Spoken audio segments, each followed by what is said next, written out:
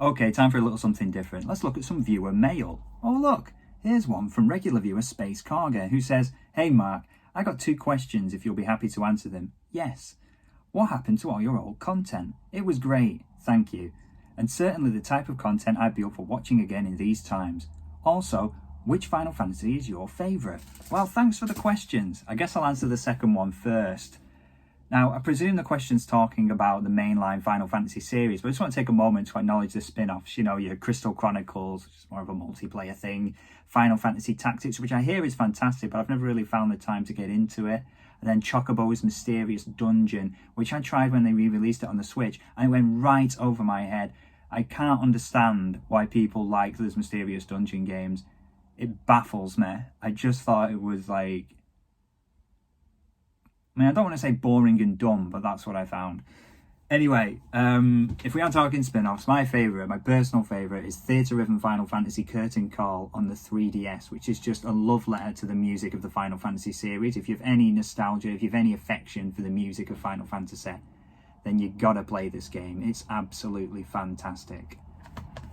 But to consider the main series, it's a lot of games to choose from, but not as many as you might think. So I think the best way to go through it is to consider my history of the Final Fantasy series, which, like a lot of people, for me, it started with this, Final Fantasy VII, one of the most iconic games of all time. There's just no arguing that. It's a fact, an absolute fact, from the soundtrack to the characters, to the story, the gameplay, you know, the materia system and all that lot. Everything comes together to create an absolutely iconic game. And for me, Final Fantasy VII was my first experience of a JRPG. It was not my absolute first time playing an RPG. Now, I had played stuff like Zelda 2 on the NES, and, you know, I've experienced systems of, like, grinding to gain experience and level up and that kind of thing. But Final Fantasy VII was the first time for me where it's the first time I noticed what an RPG was, the first time I thought about it, and it was when I realised that this was the genre of gaming that I was most interested in. It's when I realised I wanted to spend a lot of my time playing games, and that they really... something about them. Like, I found what I enjoyed when I played Final Fantasy VII. I found what I wanted my pastime to be. And so I've got a lot to thank for this game. Final Fantasy VII is the first time I remember actually caring about the characters in a video game. Like, I played Sonic the Hedgehog, and obviously I wanted to collect all the Chaos Emeralds and free all the animals from the robots. But I didn't really care about the animals inside the robots. I didn't even really care that Mario had to save Princess Peach from a castle. Like, I just did it. I wasn't emotionally involved in the quest. But Final Fantasy VII I was, and I think that's the first time ever for me. So obviously I was very excited when Final Fantasy VIII came around, and this is one of those games that I got for Christmas. I vividly remember it, actually, and playing through it. I think at the time I was even more into Final Fantasy VIII than I was Final Fantasy VII. I was very impressed, I remember, by the fact that it comes on 4 discs, whereas Final Fantasy VII's a meagre 3 discs. So it's 1 disc better, isn't it? It's funny how your childish mind works. But looking back on Final Fantasy VIII now, it's not as good as 7, which I know is not a controversial opinion. The characters in 8 aren't as compelling. The story, I just don't think holds up. It revolves around a singular mental coincidence. The ending in particular I don't think makes any sense. It's all about the power of your feelings overcoming time or something like that. A bit like Interstellar, I suppose. No good. It has a good soundtrack, but not iconic in the same way as Final Fantasy VII is. And the systems, I think the systems really let this game down. They're not bad as such, but like, it takes the same amount of XP to level up every time. It's not exponential, so your progress through the game isn't really gated in the same way. And Final Fantasy VIII, in fact, has enemy scaling, so if you get ahead of as you're becoming more powerful, the enemies become more powerful. And I hate that in video games. What's the point? What's the point of letting me grow stronger as a character if you're just going to beef up the challenge to meet it? Who cares? And then there's the magic system, you know, where you're drawing magic out of the enemies. Ridiculous. It takes ages. And then it has a system where you equip the magic onto your characters. So you gain stat boosts by having magic, which disincentivizes you to use the magic because then you're weakening your own characters. It's nonsense. And then there's the fact that you can turn everything on its head anyway there's a card game in it, it's called Triple Triad, right? And you can exchange those cards for items. If you have the right cards, you can exchange one. It might be the Renoa card or something like that. You can exchange it for 99 items that makes your party invincible for half an hour or something. I did that and used it to beat the final boss. Ridiculous. Whatever. Not a bad game, not as strong as 7. And then the last game in the PS1 Final Fantasy trilogy, Final Fantasy IX. This was a return to the sort of high fantasy days of the first 6 Final Fantasy games. I embraced it at the time. I really liked it. And to this day, I still feel quite fondly about Final Fantasy IX. But it's a very surface level affection. It's quite a frivolous game, which can be quite refreshing. Sometimes you're playing a game and it's a bit po-faced, it's a bit self-serious. Especially if you're not getting into it, it can just bounce right off you, and the affections of the game, the emotions of it all, rather than resonating, they can become off-putting. But Final Fantasy IX has a much more light-hearted tone to it, so it's much easier to get into. I like the systems with the equipment, whereby skills are linked to equipment, and you equip a sword that has a skill attached to it, and then as you use that skill you gain experience, and eventually you master it, and then you can swap out your equipment and retain your skills. That's quite a good system. But like I say, overall, although I enjoyed Final Fantasy IX, I have quite a shallow attachment to it, which means that from the PS1 era, the standout game, and it's no surprise really, is Final Fantasy VII. Can't be any other. How can it be? Now, moving on from that, I actually got a chance to go backwards after this and play some of the earlier games in the series. Some of the old Final Fantasies were released on PSP. Final Fantasy 1, Final Fantasy 4, and they did a few. I think they did 2 as well. And 3 got a re-release on I think they remade it on DS. And eventually it moved to PC, PSP. It was all over the place. But 1 and 4 are the games I played in particular on PSP. And I think if you're going to play the old Final Fantasies, especially the first one, then the PSP version is pretty much the definitive version, I think. And while I enjoyed it, I can't say I finished it. And neither 1 nor 4, even though 4 has an especially good soundtrack, neither one of these games surpassed my experience of the PS1 trilogy. So we can disregard them for now. And Square also, they started re-releasing the older Final Fantasies on the PS1. And that's when I picked up a copy of Final Fantasy VI. And now, of the 16-bit era, this is often considered the greatest Final Fantasy. Probably as it should be. It was the last one they made in that era. And for some people, especially people who are a little bit older than I am, who grew up with the 16-bit Final Fantasies, some people consider Final Fantasy VI to be the best in the series. And I gotta say, it didn't grab me in the same way. Maybe it's just because I played 7 first. But in my opinion, 7 is superior to 6. But the reason I bring this one up now, the reason it's notable, is that you see this little sticker on the case, contains Final Fantasy X playable demo disc. That's pretty much the reason I picked this game up, was to get that demo. But I didn't have a PS2 at the time, so I had to go around to a mate's house so I could pop this in the old PS2 and get a first look at Final Fantasy X. Now, 10 at the time was unbelievably exciting because it was on a new console, so everything had been upgraded. Graphically, it looked superior to the older games. There was voice acting now. I remember being excited at the time because Wakko was being voiced by John DiMaggio, who's the voice of Bender from Futurama, which I was way into at the time. It's a strange thing to get excited about, but for me it was exciting anyway. What stands out to me about Final Fantasy X now is the gameplay. The story not so much, but the gameplay, I honestly believe Final Fantasy X has some of the best systems in a Final Fantasy game. I've gone over this before, but basically what I like about it is that each character in Final Fantasy X has their own role, and it's well defined. So you know that Tidus is good at attacking quicker enemies, Wakka can take out flying enemies, Auron can deal with armored enemies, Riku can take out mechanical enemies, and and so on and so forth. It's very well defined what each character does, so that when you get into a battle, you're making decisions, and the decisions make sense. You can switch characters in and out on the fly, so you don't feel like the game's put you into a corner at any point. You feel like you can always find a solution for each battle, and it's very satisfying to actually play Final Fantasy X, regardless of what you think of the story, or whether the fact that it's a little bit more linear than older Final Fantasy games. There isn't a world map. You're selecting locations from a list, basically, when you get around to it.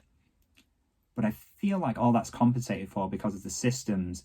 The sphere grid system in particular, I think, is amazing. As a method of progression, it's much more involved than just having your character level up. Because usually when you level up, you just get a bump to some stats. Your attack becomes slightly stronger. Your defense becomes slightly more impenetrable. But with the sphere grid, you get more of a sense of progression, especially when you're unlocking new skills and spells for your party to use. It's like something it's like they can suddenly do new things. It's much more satisfying than just getting a few little increases here and there, plus 10 HP, plus 5 attack, whatever. And another great thing about the sphere grid is it's a nice visual representation of your progress in the game. Like, if you look at an RPG, you see your character says like level 37, and you go, oh yeah, and you sort of vaguely remember that at one point you was level 5, and you can think about your progress. But with the sphere grid, you're leaving this trail behind as you're filling in all the nodes. And then when you zoom out, you can see how far you've come. You can see this visual representation of your progress. It's very satisfying.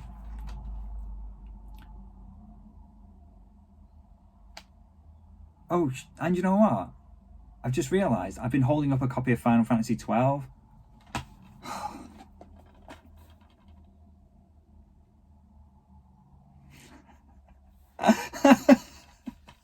How have I done that? I'm not re-recording it. Saki, just pretend all the time I was holding that up, I was holding that up. Alright.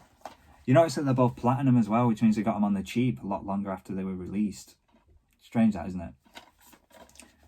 Final Fantasy 12, may as well talk about it now.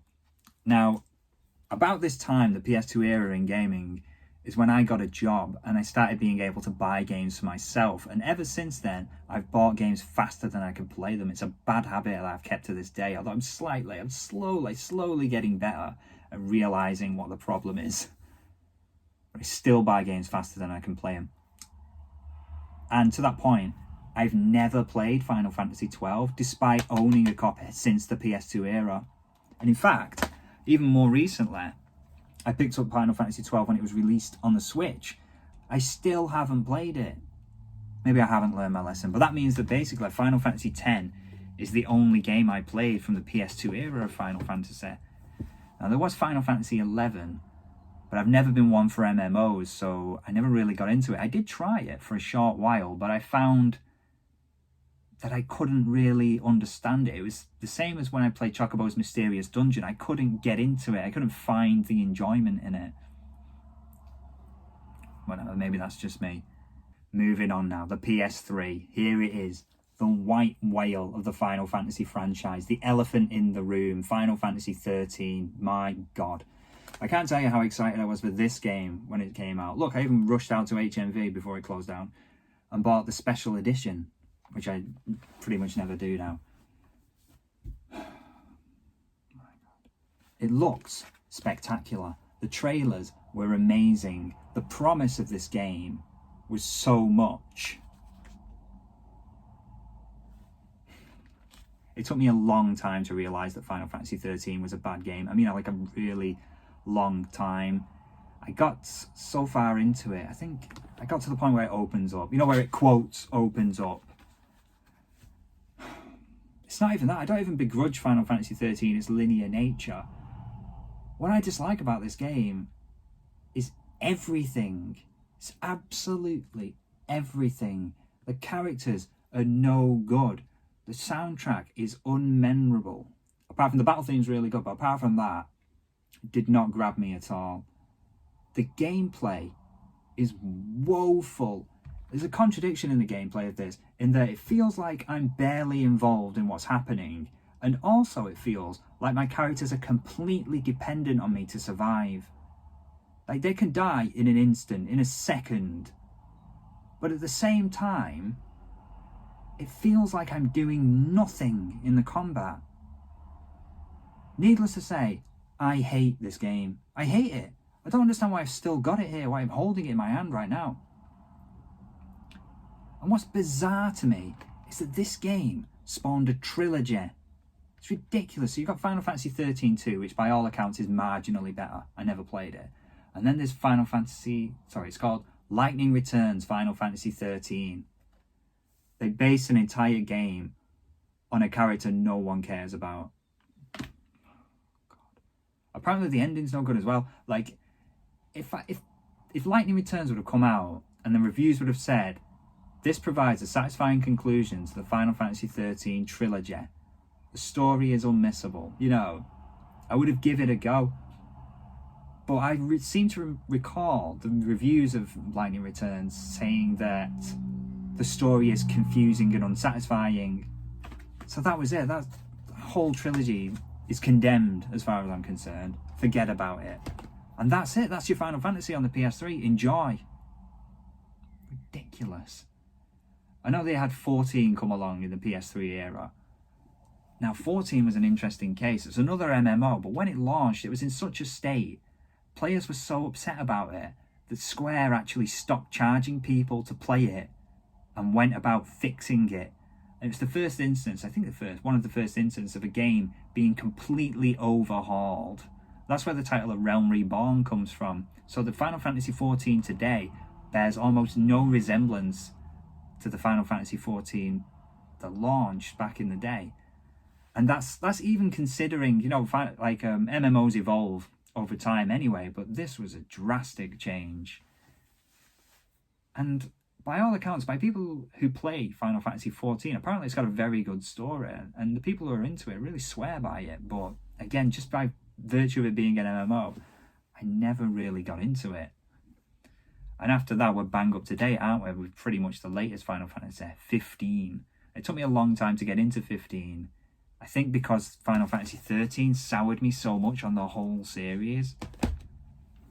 I picked it up in a Christmas sale one year, and then it was like a year or two after that before I actually got around to playing it. But when I did, I found that I really enjoyed it. I think what I like about Final Fantasy 15, looking back on it now, is that the whole game feels like a journey. It's appropriate. It's like it's set out like a road trip, isn't it? It starts out with these 4 guys pushing a car down the road. And I found that I connected with the characters, which is the key to it, isn't it? What sticks out in my mind about Final Fantasy 15 now is the way that I remember it. I remember when Final Fantasy 13 came out, people were upset, myself included, with Square Enix. They said they were innovating for the sake of innovating. They changed the series and mucked it all up. When they had a good thing going, like, it's pretty easy to make a Final Fantasy, innit, everyone says. Like, why do you have to muck around with it and create something dreadful? But Final Fantasy 15 for me shows that it's okay to innovate with a series. For me, it works. It really works. It feels active, but it still has the elements that you can associate with a Final Fantasy. So even though it's completely brand new, it still feels like a Final Fantasy game. It's got, and I'm not just talking about the fact that there are summons and chocobos and things. It feels like it's hard to define, but one of the things I'd say that defines an RPG is that you can prepare for situations, is that your success in combat often depends on how you've prepared yourself for that encounter. And Final Fantasy 15 has all that. It has all the trappings of an RPG, you know, your equipment and levels and stuff like that. But at the same time, it feels very different. And that's what I liked about it. I like the fresh feeling of it. And that goes with the soundtrack as well, because they had a new composer for Final Fantasy 15. I think it was Yoko Shimomura. Without looking it up now, I think that's the name. 15 has one of my favourite soundtracks for a game. It sounds very dramatic. I found myself getting into Final Fantasy 15 in a way I've not been invested in a game in a long time. I even watched that Kingsglaive movie, and I started looking into the DLC. But, right, so the plan was they would release a series of chapters that would provide a new ending for Final Fantasy 15, like a definitive ending to the game, which normally I'd be against, but looking into the plans for this, it sounds amazing, and I'm all up for it. But Square just cancelled it, didn't they? Now, you can read the ending. It was reworked into a novel. It's going to come out in English at some point later this year. My God, what a shame. What an absolute shame. I would have liked to have played through that. Having read a summary of what happens, it just sounds so good. Oh well, never mind. Considering the question of which is my favourite Final Fantasy games, the shortlist is really, it's only 3 games, isn't it? There's 7, 10 and 15. That's it. And obviously, my favourite has to be Final Fantasy VII. It's amazing.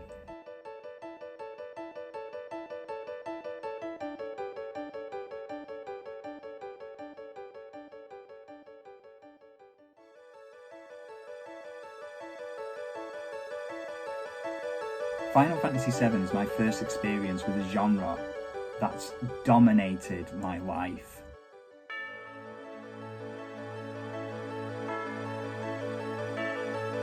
I spent so much time playing RPGs, and this is where it all began.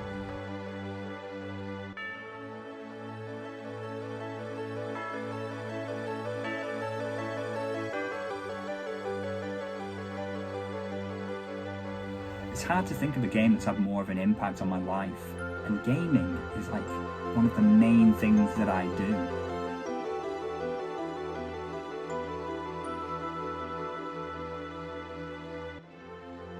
Like, I remember the events of Final Fantasy VII the way I remember things that have actually happened in my life, like characters from this game I look back on as fondly as people who I've known, who I've actually known, like people who I've went to school and grown up with. It's that depth of feeling. It might sound strange, but it's true. And you know, you hear it from people sometimes when someone's really into a work of fiction, like a skeptic will come back with the thing where they say, it's not real, you know. I know it's not real. It doesn't stop you from engaging with it on a real emotional level. And that's why Final Fantasy VII is my favourite. Probably not just my favourite entry in the Final Fantasy series, but probably my favourite RPG of all time.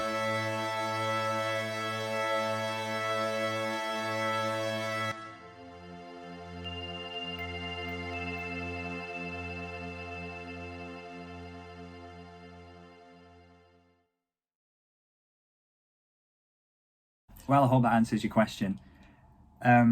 Anyway, about my old content, a lot of it's gone because of copyright strikes, but more than that, I went through a period where I started feeling very uncertain about the whole idea of having a YouTube channel. I was looking back at all my old stuff and just feeling really bad about it and thinking it's all rubbish and no good, it's really stupid. Like, I'd said some questionable, like, strange things that were obviously intended as jokes, but with the benefit of hindsight, it's like, probably don't say something like that. And so I started taking stuff down off the side that I either thought was childish or stupid or whatever. But maybe I got a little bit over-eager in that process, I don't know. Maybe, I mean, I could re-upload some stuff, I still got a hold of some things. But I don't know, I just want to concentrate on making newer videos for now. And concentrate on what I enjoy out of making these videos. Because obviously I'm not a big channel, I'm a teeny channel. Like, that gets like, what, 30, 40 views for videos? So there's really no point in making anything unless I enjoy doing it. And that's how I want to continue with this channel now. So thanks very much for watching, those of you who do, I really appreciate it. And I'll see you next time.